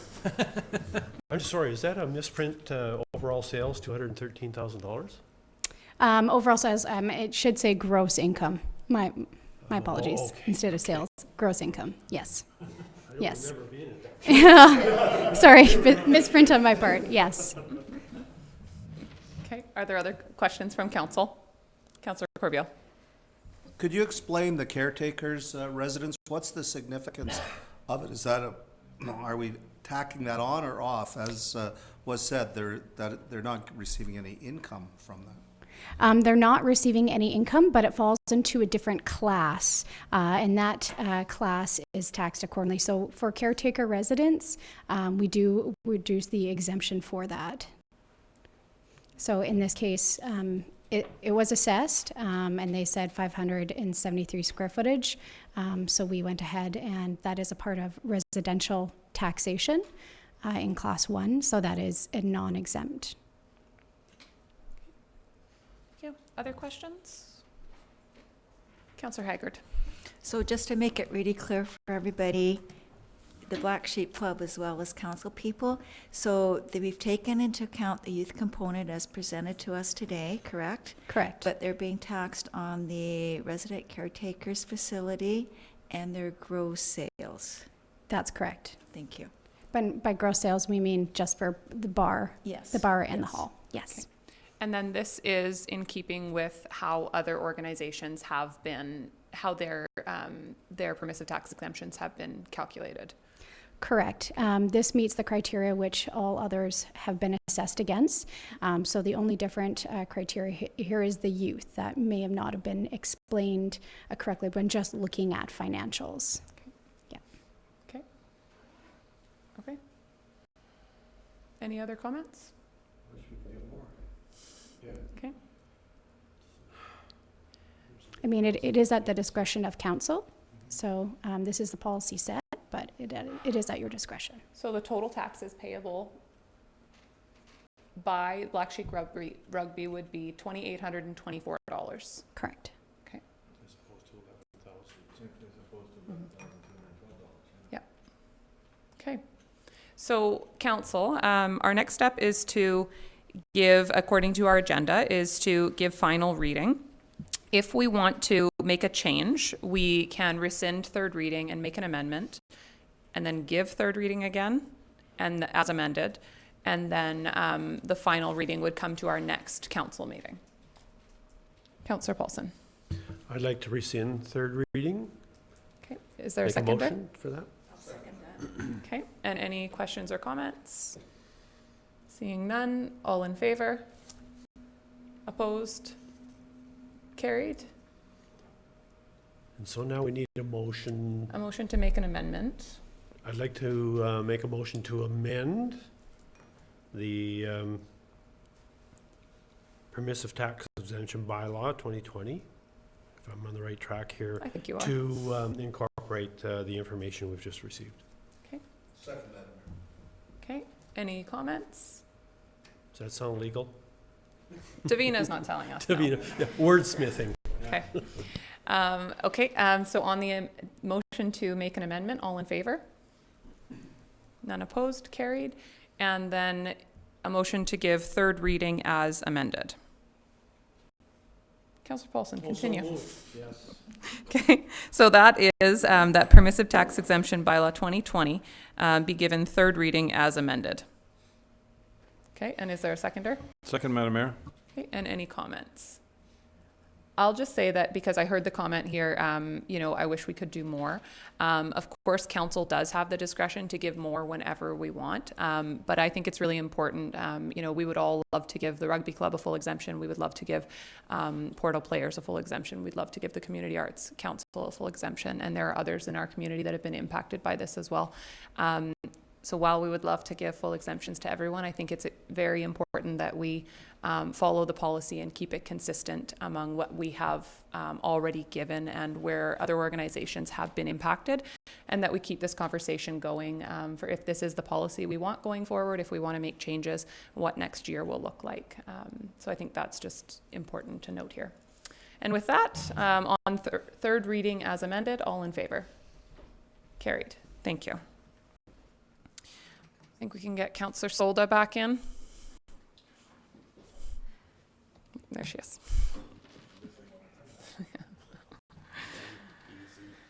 Okay, and places of public worship exemption bylaw number 4998. So this is just the second part of that, and City Clerk, is it okay for us to give final reading to this still? It's separate, okay. So we will get Councillor Poon if you want to read that motion. Yes, I'll move that places of public worship exemption bylaw number 4998 be now finally adopted, signed by the mayor and clerk, sealed with the corporate seal and numbered 4998. Second, Madam Mayor. Okay, and any comments or questions on this? All in favor? Carried. Thank you. And item 3, and I want to just thank our Deputy Director of Finance for getting us that information, recalculating and putting it together very quickly. So thanks for that. Item 3 from the Director of Finance, the 5-year financial plan 2019 to 2023, amendment number 1, bylaw number 4984-1. Come on forward.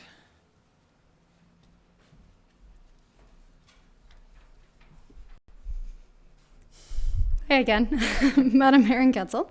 Just to reiterate, we are doing some amendments to the budget, just to more accurately reflect the city's 2019 operations budget.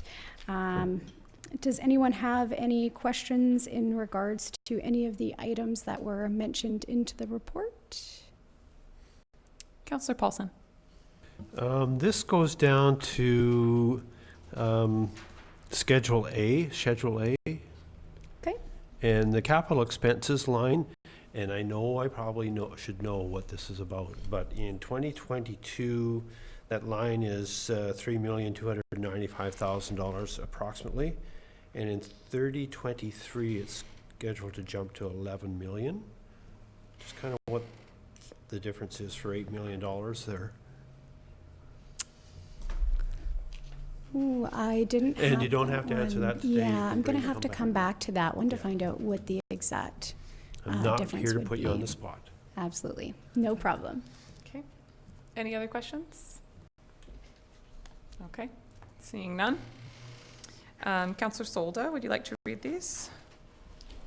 Madam Mayor, I move that the 5-year financial plan 2019-2023 amendment number 1, bylaw number 49841 be now introduced and read a first time. Second, Madam Mayor. Okay. All in favor? Carried. And I'll move that the 5-year financial plan 2019-2023 amendment number 1, bylaw number 49841 be read a second time. Second, Madam Mayor. All in favor? Carried. And I'll move that the 5-year financial plan 2019-2023 amendment number 1, bylaw number 49841 be read a third time. Second, Madam Mayor. And all in favor? Carried. Thank you. And moving on, Deputy City Clerk, we have the business license regulation bylaw amendment. So, thank you, Madam Mayor and members of council. Apologies for not having the bylaw included in your package, but you do have a handout at your seats, and our city clerk will have that up on the screen here in a moment. So essentially, the change to your existing business license and regulation bylaw and this amendment is to remove the previous schedule, and the schedule has now been changed to reflect a fee that's payable to the retail cannabis store, which you authorized by bylaw back in March of this year with the legalization of cannabis back in 2018. So this speaks to an application fee of $2,500 and identifies a renewal fee of $220 for each year. The reason this amendment was done in this fashion is to allow for renewal notices to go out in a timely fashion and for those proponents to obtain licenses for the upcoming new year of 2020. Thank you. Councillor Washington? Thank you, Madam Mayor. Our $2,500 fee, is that sort of in line with other communities, or? It is consistent with other municipalities that were looked at. It's also, I understand, a fee at the provincial level that they charge, so we're reflecting that same fee. Okay. Thank you. Okay. Councillor Haggard. Thank you, Madam Mayor. Is this fee retroactive to the cannabis outlets that we've already approved, or just from this day going forward? This will be the fee that's charged for the 2020 year. I understand if I'm okay to speak to an applicant that has come forward recently, that there was a fee adjustment to recognize the lateness in the year that we are now. So they have issued a fee at half the price for the 2019, for the remainder of the 2019 calendar year. Just also to clarify, Madam Mayor, some of the cannabis retail stores that council has previously endorsed are now just being approved by the province. So there's only a couple of months left in the year. We've received notification on 2 approvals by the province, and this will just set us up as we head into 2020. Okay, thank you. Councillor Solda? Yeah, just a quick question, Madam Mayor. Does the government cannabis store pay too? Yes, Or they are do, exempt? through the They are. province, yes. Okay, super. Thank you. Councillor Poon. Why is the escort service price so expensive?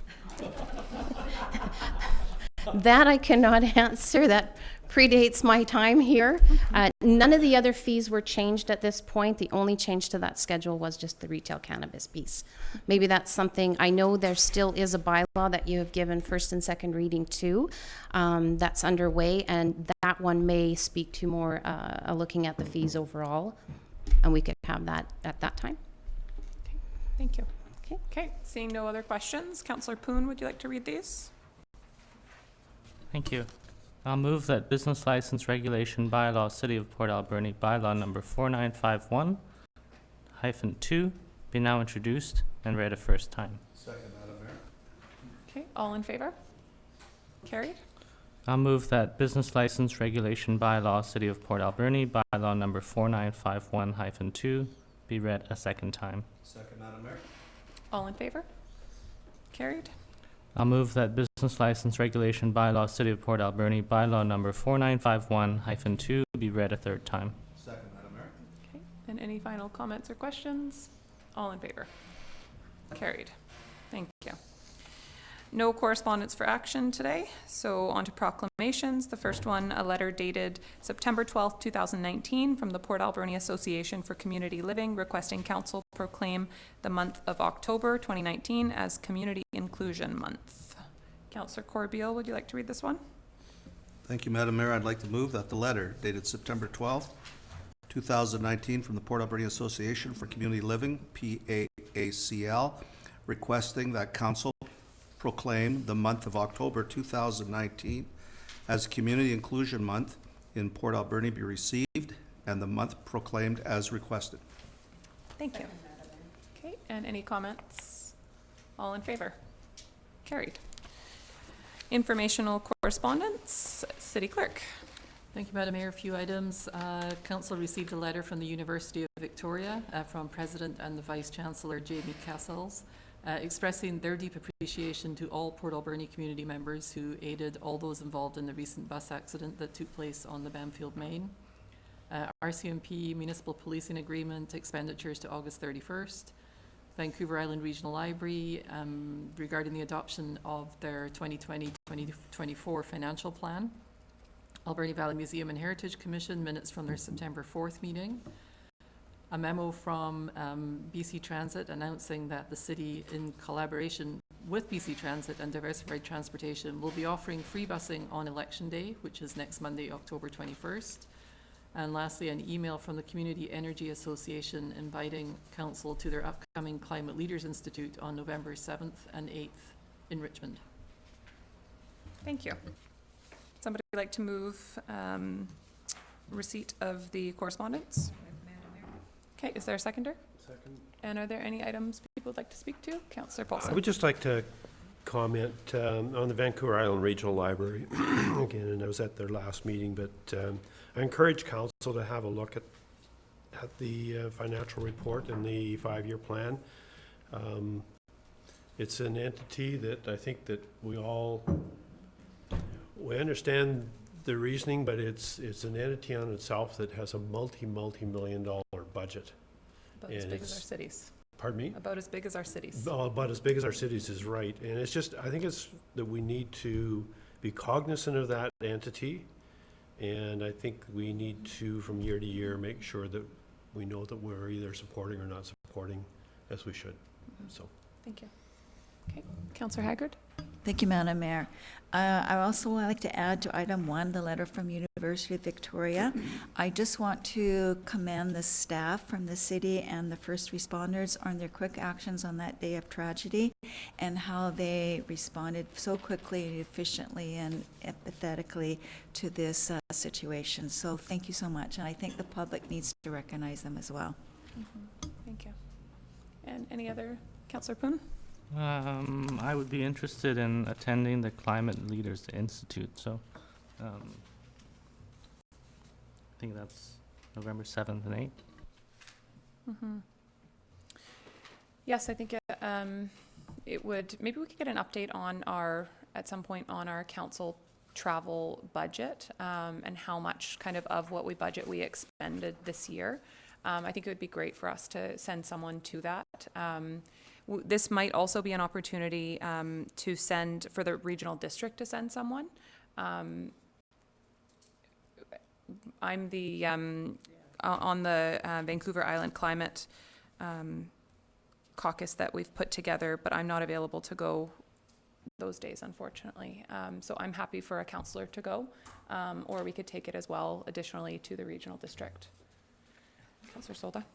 At the last meeting, I believe Director Cote wanted to go, but the chair had said that you were going to go. So just so you I to got clarify volunteered. it, because you represent the regional district on that. Yes, just so and you know. I'm actually not able to those days, unfortunately. Okay. So maybe the regional district would like to pay for Councillor Poon to go on my behalf.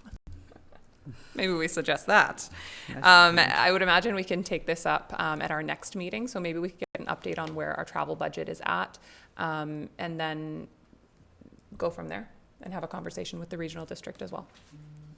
Okay, any other items?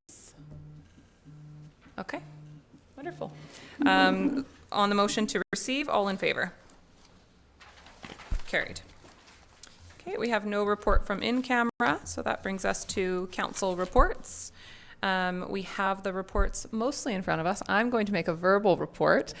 Sure you are. Would anyone, before I make my report, would anyone like to speak to any highlights from their written reports or just any updates specifically from UBCM? Councillor Solda. Yeah, I just want to say congratulations to Councillor Poon for being elected on the UBCM board. Absolutely. I probably stole your thunder, but I'm sorry. That is fine. That's fine. Maybe we'll go through, because we did have UBCM, we'll go through and everybody could just highlight something from UBCM. We'll start with you, Councillor Washington. Thank you. I echo Councillor Solda's congratulations to Councillor Poon. She ran a vicious campaign. With a lot of stamps. Well, with a lot of stamps, but I mean, she got up there and she was very, very impressed with your speaking. So congratulations again, Helen. I think my biggest highlight was when Peter Mansbridge came up and spoke. I thought, you know, a guy from the CBC, what the heck is he going to tell us? And I mean, out of all the speeches we had to sit through, that's the one I enjoyed the most, when he could go from Prime Minister Diefenbaker all the way up to present day Prime Minister Trudeau, and tell us little innuendos in between. It was worth the price of admission that day. But no, totally enjoyed myself. I was glad all council was there. I was glad we all interacted and networked together in groups of 1s and 2s and 5s and 7s. So congratulations, group. You made me proud there. Thank you, Councillor Washington. Councillor Haggard. Thank you, Madam Mayor. I spent a day and a half in workshops on reconciliation, so it really deepened my understanding of the issues and how to work with the First Nations communities to try and work together moving forward. And also, I also attended a workshop on tourism. And the communities were very much like ours, forestry background, small communities, how to move forward, because we all know what dire straits the forest industry is industry is in right now, so I learned a lot from there, and I think we're on the right path moving forward with promoting tourism as an industry for our community. That's great. Thank you. Councillor Paulson. I found the content of the conference really good again. I always enjoy going to those. Everything from there's some major changes coming to the 911 systems coming up. They're trying to, very aggressive by the end of 2020, that they will not have any black areas in 911. That's their goal. And I don't know if they're achieving it through satellite communication or how they're doing it. And by 2023, all existing technology will be gone. It'll all be changed out for the new technology.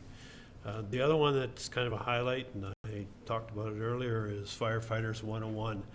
And I will tell you that I came out of that with a profound, newfound appreciation for what our firefighters, in particular first responders, do on a physical and mental basis on their calls. And like I say, we see the fire truck go by, and they're going, and they come back to the hall, and we think that's it. Well, I found out what it's like to be on the end of a hose, and I found out what it's like to pack an air tank around. And kudos go to our firefighters, and I thoroughly enjoyed it. And I meant to bring my new fire helmet with me today, but I forgot. It's in my man cave. But no, I enjoyed the conference, and thanks for letting me talk about it. I think what we learned is that we would not be, me, you, and Helen would not be hired by the fire department. We probably cannot meet the standards, and just wearing the gear was challenging. Thank you. Councillor Solda. Madam Mayor, attended a lot of minister meetings and stuff along with the regional district, and I think the highlight was interesting because it's such a big topic right now in all communities is cannabis. We were asking basically, what is our cost? How are we going to recoup that? And the government and the minister, the Honorable Carol James, she says, well, we don't know. There is no money. We thought we were going to make more money than we did, and there's nothing there. So I just think that's interesting where the government has come from and to how are we going to get our costs back, right? So it'll be interesting to see where it goes in another year. And also Ministry of Environment and the climate change and stuff. I mean, there was a lot of discussion on that and advanced education. Some good, some not so good, just to have that information and know that we're not the only community going through difficulties or we're progressing and different things like that. But I do want to echo Councillor Washington's topic about Peter. His speech was amazing, and I did tape it, and it is on Facebook. So it's well, I recorded it. It's an iPhone nowadays. Got it? So did you put it on a disc? No, I didn't put it on a disc. You can watch it on Facebook. So anyways, so there was a lot of good things, and it was great to go back and see people I haven't seen for a while and see where they are in their communities. And it was great just to recapture all that. Thank you. Thank you. Councillor Corbeil. Well, there were a number of interesting interactions with the provincial government, but probably the highlight for me was a presentation that was done by the community of North Cowichan on the forest tenure system and more control locally. And there were some interesting old lefties like Bob Williams and Corky Evans speaking at this event. But the person that really rung home to me was a retired manager from the Downey Street sawmill in Revelstoke. And he still has a sister that lives in town. And he said, you know, when I come back to Port Alberni and I see the mill down to one shift and they're loading all these raw logs, it almost brings tears to my eyes. And, you know, he actually said, you know, some days I feel like I've still got a little bit of energy left in me and I'd like to come back and maybe help Port Alberni. So I gave him my card just in case he was interested. But it really, you know, something has to change. We're just not getting the value out of our forests as we should. And these kind of events, the UBCM did vote the resolution in favor of it. Whether it goes anywhere, I don't know, but it'll start some conversation, at least I hope. So, yeah, that was very interesting. Thank you. Councillor Poon. Thank you. I think UBCM was really quite a whirlwind experience for me. I really enjoyed meeting a lot of people from all across the province and learning about the issues that really unite all of us, the ones that we share and the ones that we struggle with. So I think the most valuable part for me was the networking. Thank you. I want to start by just thanking council for taking a different approach this year than we have in the past with our minister meetings. And that, of course, was suggested and led by our staff, but really, supported by our council. I'm not actually even sure how many meetings we had. It was a lot. And I know I've sat in minister meetings before and we've brought conflicting messages as a council and multiple asks, and our message has been really watered down and I would say ineffective. And I felt like every meeting that we had with a minister or ministry staff this year was effective in moving toward a single goal. And that meant that not every councillor came to every meeting, and I think that's the biggest difference that we've taken this year rather than in the past. And that's why I want to thank council for supporting that, because we got to bring a more concise message rather than having a cluttered room with everyone kind of talking. We have received a couple of letters back from provincial government already. One that I forwarded to council yesterday was a follow-up from the Ministry of Transportation meeting with them reaffirming their commitment to start working on plans for Lower Johnston Road. I'm really optimistic that in working with our staff and their staff, we're going to be able to improve the pedestrian safety of that road in the near future. And then the other meeting that I think was really beneficial was our meeting. It was actually through the regional district with Solicitor General Minister Farnworth, talking about really just reaffirming the need that's already been highlighted by Inspector Hunter and others for more provincially funded RCMP officers. And I can't stress the importance of that enough. The numbers that I presented in that meeting were that the regional district or the city of Port Alberni represents about 50% of the population, 55% of the population of our valley, but we pay 80% of the policing costs as a city. We have the highest cost of policing per capita in the province, in the city of Port Alberni. And I would argue that we have one of the lowest abilities to pay because we have such a high poverty rate and child poverty rate in our community. So Minister Farnworth was very receptive to the information and definitely committed to looking at it and taking that information and moving forward. So I'm really optimistic that we are going to have something to share very soon. And I think, again, it's so important that we support the RCMP in our community, but of course it is an ongoing challenge to be able to pay the cost. So anything the provincial government can help can assist is really important for us. And then the last thing I want to highlight, a couple days after getting back from UBCM, I did go on a tour of a cannabis cultivation facility called Delta 9. There's been a lot of talk about cannabis in our community over the last couple of months. The city is just wrapping up our public engagement process on where we want cultivation and what we want that to look like. And I think there's been a lot of concerns that are valid concerns raised by community members, both in the city and the regional district. But there's also been a lot of support for the industry and for our community to embrace this industry as long as we are cautious and do that in an informed way.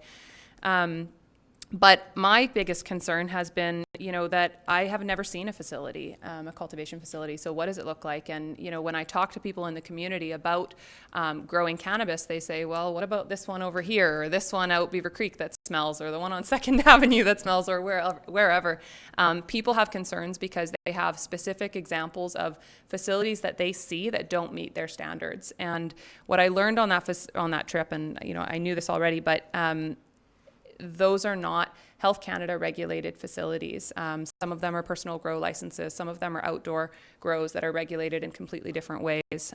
It was fantastic for me to have the opportunity to actually go and see a Health Canada regulated facility, what the security is like, what the odor control is like, what the filtration is like. I know I shared this in my social media post with some pictures, but I stood outside that building and you would never know that there's cannabis growing inside. There was no odor outside. When I went inside the building, there was almost no odor. It wasn't until you opened up each of the containers, the pods that they're growing in, that you started to be able to smell it a bit. It was even pretty mild when you had the door open because there's so much filtration within each system. So I think what's an important note for me to take away from that is that I recognize that there are cannabis cultivation facilities that are not done well and do cause issues for communities. And I think we need to be cautious that if we're embracing this industry, we need to do it in a way that that is with high standards. We need to know what the concerns of our community are and take those seriously. But put in standards that will regulate those things, work with the provincial government and other regulators who are already regulating things like odor, Health Canada, who's regulating facilities very highly as it is, and make sure if we build this industry in our community, we build a quality industry. You know, there's a lot more that I could speak to about water usage and employment and things like that, but I'll leave it at that for now. And I would just encourage more people. I know that the regional district is going to try to organize a tour of a different style of facility because every style, I think, probably comes with different successes and different challenges. And I think we'll try to invite council when that happens as well. Councillor Poon? Thank you. I just wanted to say that I'm really glad that you're doing your homework and you're getting out there and you're committed to learning about how these production facilities work. And yeah, it's all very good. Thank you. Are there any questions? Councillor Washington? Thank you, Madam Mayor. You said container, you said pod. How big is a pod? Yeah, so they're actually old shipping containers, which I thought was really cool because we all know that there's a challenge to recycle and reuse old shipping containers, and that in the world they're creating quite an issue. So I think they were 12 by 40, these shipping containers, and this facility had 160 pods in it. They're stacked double high, so you know, floor in between, and very, very cool. And then they were expanding to double that when we were there. So they were under construction and building another fabrication shed where they were going to house twice as many. And the interesting thing with this facility is that they are also retrofitting those containers there. So we actually got to see the shipping containers when they come in, and they were kind of in staggered process. So we got to see the ones that hadn't been touched. We got to see the ones that had been cleaned with industrial cleaners. And then we got to see, you know, as they were painted and as the ventilation was installed, and then the finished product with the cannabis growing inside of it. So it was really interesting to see that whole kind of picture of what it can look like. Yeah. Okay.